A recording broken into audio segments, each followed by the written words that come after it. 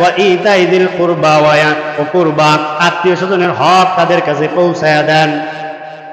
আদর করতে গিয়েই কিন্তু আত্মীয় স্বজনের হক পৌঁছায় গেছে। তারপরও আল্লাহ ভিন্নভাবে কেন আত্মীয় স্বজনের হকের কথা বললেন? গুরুত্ব দেওয়ার জন্য।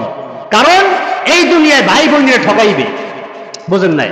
ভাই বোনকে ঠকাবে, চাচা ভাতিজারে ঠকাবে, ভাগিনাকে ঠকাবে, বিভিন্ন ভাবে মানুষদের হক নষ্ট করবে, আত্মীয় স্বজনের হক মেরে খাবে, সন্তানের হক নষ্ট করবে, মেরে খাবে। সেই জন্য আল্লাহ তাকিদ দিয়ে আবার আত্মীয় স্বজনের হক আদায় করার জন্য আবার নির্দেশ দেন যে আদল তো করবাই, ন্যায় বিচার তো করবাই। সে জায়গা যদি ন্যায় বিচার করতে গেলে তো অটোমেটিক আত্মীয় স্বজনের হক আদায় হয়ে যায়। তারপরেও আল্লাহ তাআলা আবার বললেন যে আত্মীয় স্বজনের হক আদায় করে দাও, মানে ডাবল তাকিদ, তাগিদের উপরে তাগিদ, বুঝেন না? তাগেদার উপরে আবার তাগেদা, যে এখানেও তুমি আপোষ করবা না, যে যতটুকু পাবে তাকে ততটুকু দিবা, কে তোমার কোলের কে তোমার দূরের তা না, যতটুকু যে পাবে তাকে সেই অনুযায়ী বন্টন করে দাও। হ্যাঁ দুনিয়ার মুসলমান, আল্লাহ পাক রব্বুল আলামিন আত্মীয় স্বজনের হক আদায় করে দেওয়ার ব্যাপারে বলেন, ফাআতি যিল কুরবাল হাক্কাল মাসাকিনা ওয়া ইবনাস সাবিল যালিকা খায়রুল লিল্লাযিনা ইউরিদুনা ওয়াজহাল্লাহ উলাইকা হুমুল মুফলিহুন।